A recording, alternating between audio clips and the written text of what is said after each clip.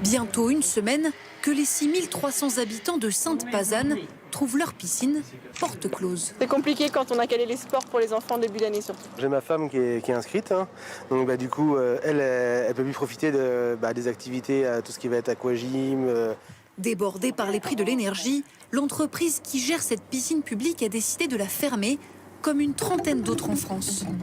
Pour le maire de cette commune rurale, chers usagers, je trouve que le terme déjà porte à confusion parce qu'on leur dit chers usagers, vous pouvez plus venir à la piscine. Et on n'annonce pas de date, rien du tout. difficile d'avaler la pilule. La piscine la plus proche est à 12 km et n'a plus de créneaux pour accueillir des cours de natation.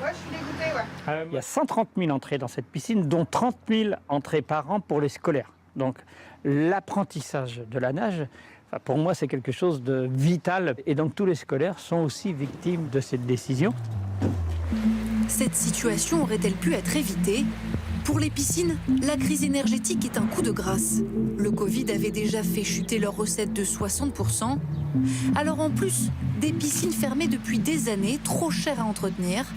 Cet été, en pleine canicule, les fermetures se sont enchaînées dans toute la France.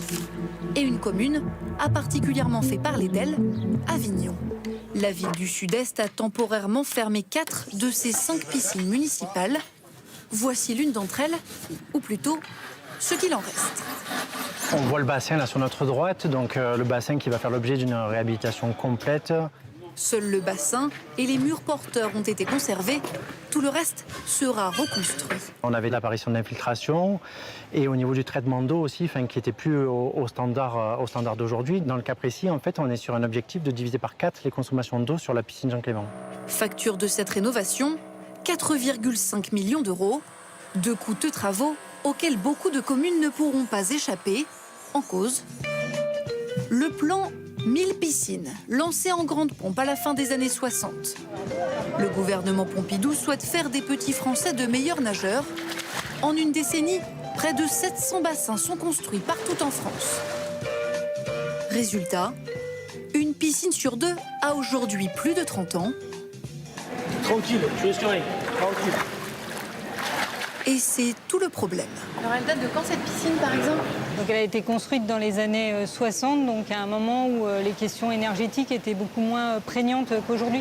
Une époque où l'énergie ne coûtait rien, contrairement à maintenant. Depuis le mois de mai, ici, la facture d'électricité elle a été multipliée par 2 et la facture de gaz multipliée par 3.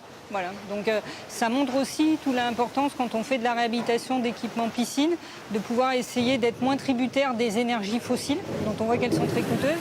Alors à l'avenir, à quoi ressembleront nos piscines? Au stade nautique flambant neuf de la ville, on se vante de 180 mètres carrés de panneaux solaires, de récupérer l'eau de pluie pour arroser les plantes, et surtout, de pouvoir se passer de gaz en pleine crise de l'énergie.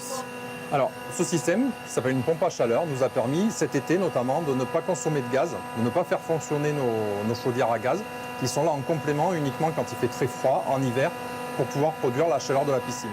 Des installations moins énergivores, plus de services pour le public, tout ça aussi a un coût. Difficile de ne pas faire bondir le prix du ticket d'entrée.